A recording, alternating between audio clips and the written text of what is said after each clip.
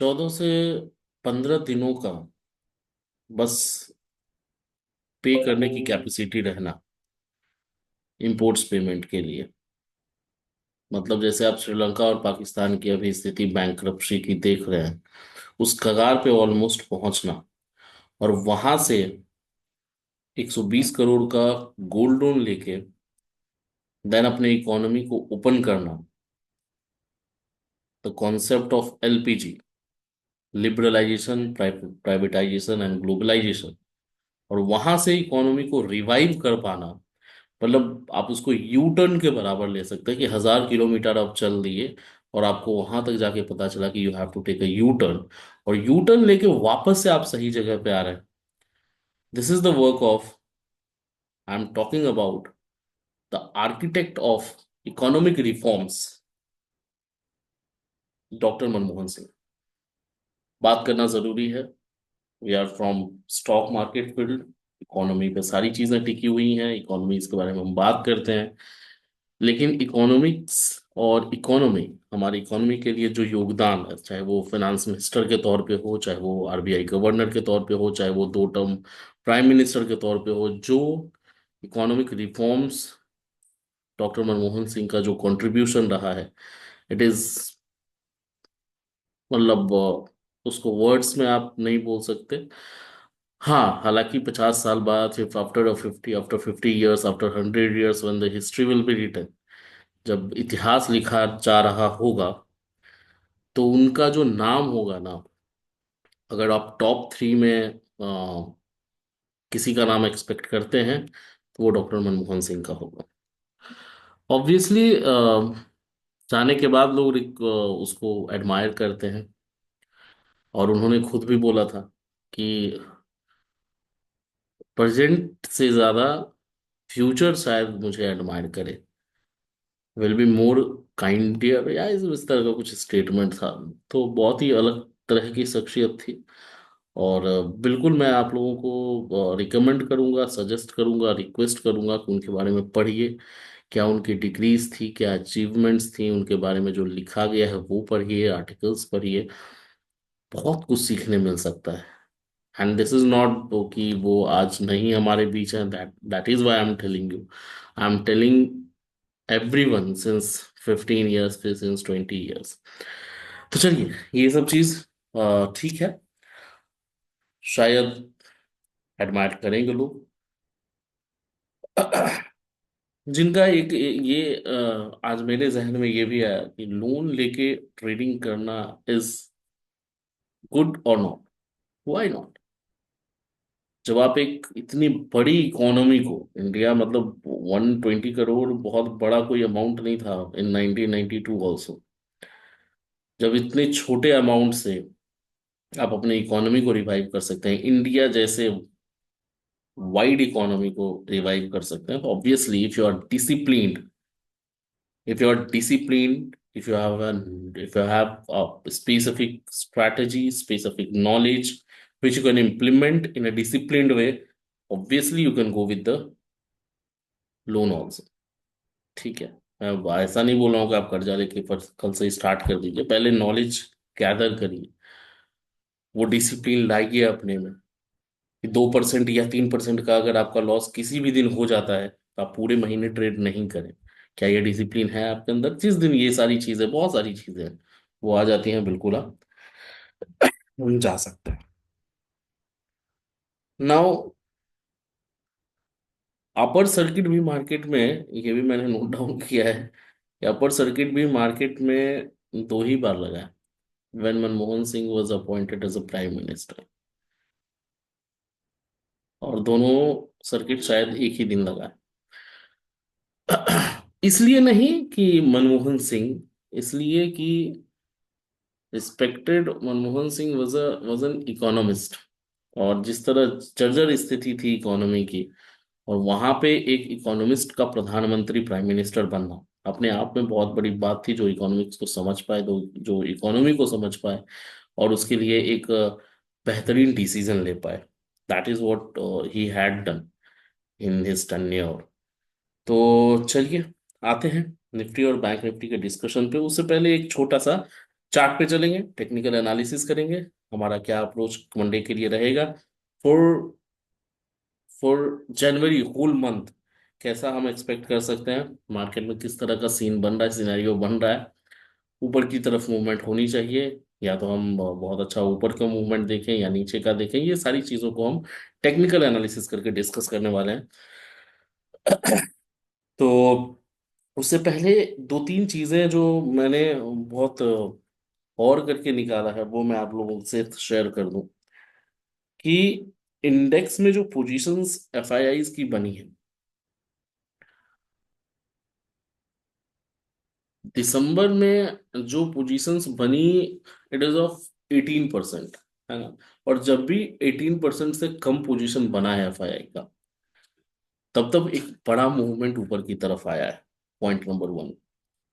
Second point, दिसंबर के quarterly result, मतलब अब क्वार्टरली रिजल्ट ऑलमोस्ट 12 जनवरी से स्टार्ट हो जाएगा आना।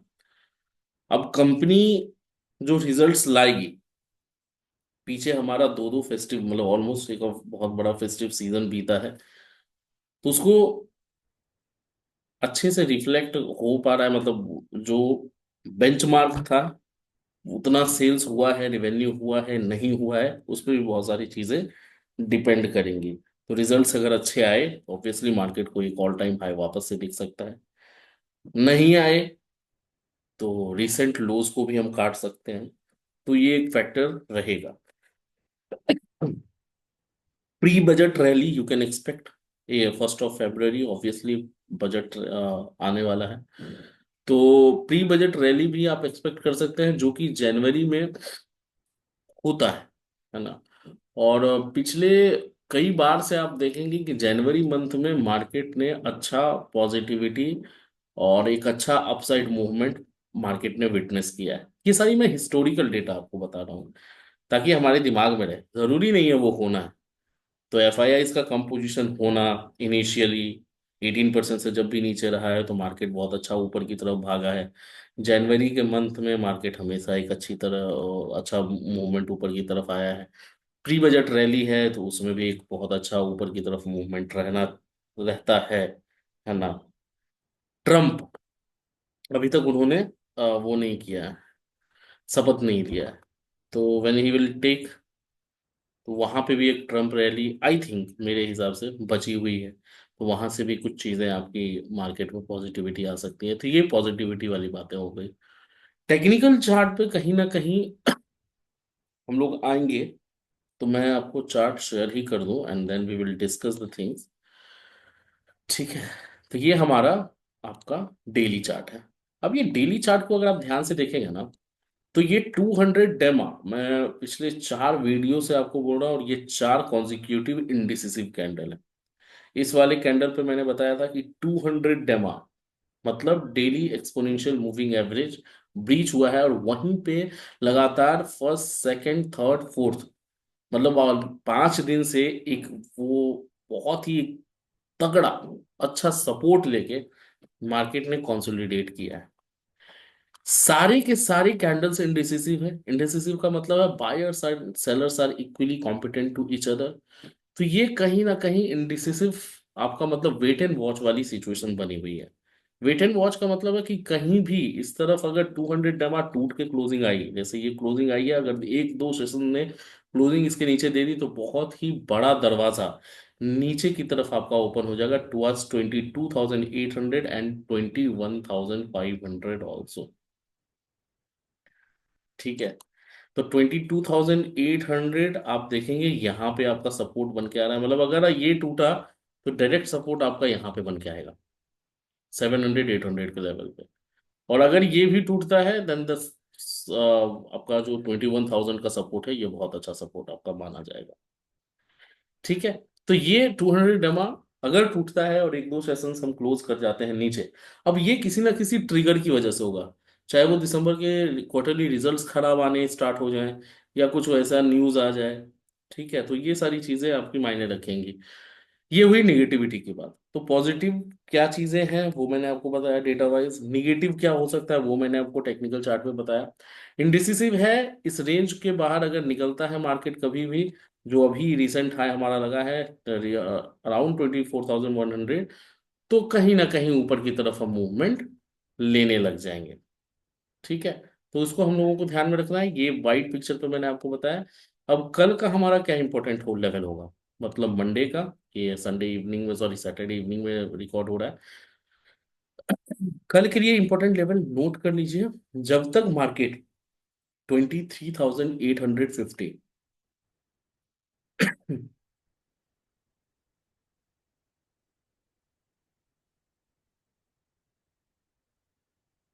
क्रॉस करके सस्टेन ना करे, ठीक है, जब तक मार्केट 850 को क्रॉस करके सस्टेन ना करे, तब तक आपको बुलिश नहीं होना है। नीचे की तरफ क्या लेवल ध्यान रखना है, जब तक मार्केट 24,800 को होल्ड कर रहा है, आपको बुलिश नहीं होना है। तो ये दोनों लेवल के लिए ध्यान में रखना है कि ये दोनों लेवल हमारा टूटे, and then we can go for a bearish और बुलिश मूव। ठीक है, अगर मान लीजिए ऊपर की तरफ ये तोड़ देता है 850, तो हमारा नेक्स्ट टारगेट 920 और फिर 24,000 आपका इमीडिएट टारगेट बन जाएगा। ठीक है, 24,000 की तरफ आप जाएंगे।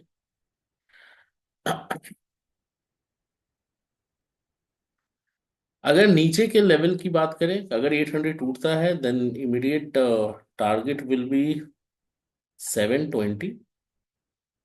ठीक है, 720 का लेवल ध्यान में रखेंगे, जो इमीडिएट टारगेट आपका क्या आएगा। 720 के बाद will be the final target for down side move is 650 again. 650 हमारा हमारा 200 डेली एक्सपोनेंशियल मूविंग एवरेज है। तो ये लेवल है निफ्टी के लिए, ध्यान में रखिए, स्क्रीनशॉट ले लीजिए। बैंक निफ्टी के लिए, अच्छा हाँ, निफ्टी के लिए कॉल और पुट दोनों बहुत ही हैवी राइटिंग हुई है अभी आगे के एक्सपायरी के लिए। तो ये कहीं ना कहीं ये इस बात को दर्शा रहा है कि market is still on wait and watch, एक डिसीजन लेने के लिए तैयार नहीं है। शायद वो ऊपर भी जा सकती है, नीचे भी जा सकती है। Everything is dependent on December quarterly result. तो उसको हमें ध्यान में रखना है, कॉशियस होकर ट्रेड करना है, और ज़्यादा हड़बड़ाना नहीं है। ठीक है, छोटे छोटे टारगेट्स को लेना है। जब तक कोई लेवल हमारा, जैसे मैंने आपको बताया, 200 एमआ, जब तक नीचे की तरफ ना टूट जाए तब तक आप शॉर्ट नहीं कर सकते। मतलब एक्सपेक्ट नहीं कर सकते कि 22,800 और 21,000 की तरफ हम जा रहे हैं। जब तक एक 24,100 का 200 का जो लेवल इसने बना रखा है, वो अगर जब तक ऊपर की तरफ क्रॉस नहीं होता है, तो तब तक वो भी नहीं एक्सपेक्ट कर सकते कि हाँ भाई अब ऊपर की तरफ मूवमेंट आ रहा है। बैंक निफ्टी के लिए इंपॉर्टेंट लेवल्स एक बार नोट डाउन कर लीजिए। 51,250, 250, ये लेवल आपका जब तक नीचे की तरफ ना टूटे, बियरिश मत होइएगा। और 400, इसमें आपको थोड़ा सा कसम खाना पड़ेगा, थोड़ा सा डिसिप्लिन दिखाना पड़ेगा। जब तक 400, ये रेंज थोड़ा बड़ा है, जब तक 400 ना ऊपर की तरफ क्रॉस हो, जब तक 250 नीचे की तरफ ना क्रॉस हो, बियरिश या बुलिश माइंडसेट नहीं रखना है। अगर 400 क्रॉस होता है, 652,000, अगर 600 भी ब्रीच हुआ, तो फिर डायरेक्ट आपका जो टारगेट ओपन होगा, इट विल बी ऑफ 52,000। ये मजेदार है। ठीक है, यहाँ का, यहाँ से अगर सस्टेन करने लग जाता है, ये तो छोटा टारगेट आपका मिल गया। अगर ये भी सस्टेन कर जाता है, चुपचाप एसएल को ट्रेल करें कॉस्ट की तरफ, या इसको एसएल मान लें, या इसको एसएल करके, और आप आराम से 52,000 की तरफ जा सकते हैं। 51,250 अगर क्रॉस होता है, तो इमीडिएट टारगेट विल बी 51,000। 51,000 के ब्रीच होने के बाद अगर इसके नीचे भी सस्टेन करने लग जाए, तो एसएल को आप ट्रेल करें, और 50,800 की तरफ आप जा सकते हैं। ठीक है, तो ये बैंक निफ्टी के इंपॉर्टेंट लेवल्स हैं। सेक्टर वाइज मैं 6 महीने से बोल रहा हूँ, pharma is positive, pharma was positive, and pharma will be positive. और फार्मा के सारे स्टॉक्स को आप देखिए कि मार्केट में गिरावट आई, ट्रेंड चेंज हो गया, फिर भी उसके वैल्यूएशन में अब अभी भी अगर अगर आप कंपेयर करें, तो कोई भी स्टॉक आपको वैल्यूएशन वाइज बहुत ज़्यादा नीचे नहीं मिलेगा। तो pharma will be positive, pharma is positive, pharma के स्टॉक्स में आप इंट्राडे करिए, फिल्टर आउट करिए, अपॉर्चुनिटीज ढूंढिए, शॉर्ट टर्म पोजिशनल ट्रेड्स लीजिए, लॉन्ग टर्म लेना है लॉन्ग टर्म लीजिए, तो फार्मा इज पॉजिटिव। दूसरा जो पॉजिटिव बहुत ज्यादा मुझे लग रहा है, एफएमसीजी। एफएमसीजी में क्या है ना कि वो बहुत ज्यादा करेक्शन उसमें आ चुका है। अब इससे ज्यादा करेक्शन नहीं है, वो बॉटम आउट कर रहा है। बॉटम आउट समझते हैं ना, कि कोई स्टॉक गिरावट में है तो उसका बॉटम बन गया। अब बॉटम बनने के बाद क्या होगा? Rally, base, and then rally. तो ऊपर की तरफ उसका मूवमेंट एक्सपेक्ट कर सकते हैं टेक्निकली। तो एफएमसीजी के किसी भी स्टॉक को अगर शॉर्ट टर्म में आपको रखना है, महीने 2 महीने के लिए, तो एफएमसीजी के किसी भी स्टॉक को फिल्टर आउट कर ले, जो बेस्ट लगे ऑल्टरनेटिवली, उसको आप एफएमसीजी में ले सकते हो। तो एफएमसीजी और फार्मा आपका पॉजिटिव है। निगेटिव सेक्टर में ऑटोमोबाइल, देखिए ऑटोमोबाइल, मेटल्स, ये सारे न्यूट्रल है मेरे लिए, अभी मैं उसमें घुसूंगा नहीं। मैं ऑटो में भी नहीं घुसूंगा, ना मेटल्स में घुसूंगा। पॉजिटिव मुझे फार्मा और एफएमसीजी लग रहा है, तो मैं उसमें घुसूंगा। निगेटिव मतलब अगर शॉर्ट करना रहे, IT. IT is not looking good, valuation wise भी, टेक्निकल चार्ट्स पे भी, अगर टेक्निकल एनालिसिस भी आप करेंगे, तो IT is not looking so strong. And strong भी छोड़ दीजिए, I am bearish about IT sector.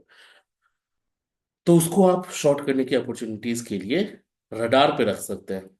आज के लिए काफी है। आई होप कि आपको बेनिफिशियल होगा आपके लिए वीडियो। आप लाइक नहीं करते हैं, फिर भी मैं आपको बोल दूं कि लाइक आप करिए। अगर आपके लिए वो थोड़ा भी इनकन्वीनियंट ना हो, अंगूठे पे दर्द ना आए, तो लाइक कर दीजिए। अंगूठे पे दर्द ना आए तो सब्सक्राइब भी कर लीजिए, तो वो हमारे लिए बेनिफिशियल होगा। आई होप कि बेनिफिशियल आपके लिए वीडियोस भी होती होंगी। और जितनी भी चीज़ें थी कल के लिए, वो हम लोगों ने डिस्कस कर लिया है। मिलते हैं कल। अच्छा हाँ, टेलीग्राम पे लाइव मार्केट में हम लोगों का डिस्कशन होता है। जो भी इंपॉर्टेंट लेवल्स होती हैं, अगर वो ट्रिगर हुआ तो ट्रेड लेना है, स्टॉप लॉस लेना है, टारगेट लेना है, कब बुक आउट करना है, किस स्टॉक में अपॉर्चुनिटी दिख रही है, उन सारी चीज़ों को लाइव मार्केट में हम लोग डिस्कस करते रहते हैं 9 बजे से लेकर 3:30 बजे तक। उस टेलीग्राम का लिंक कमेंट बॉक्स और डिस्क्रिप्शन बॉक्स दोनों में है। फ्री ऑफ कॉस्ट आप ज्वाइन कर सकते हो लिंक के थ्रू डायरेक्टली, है ना।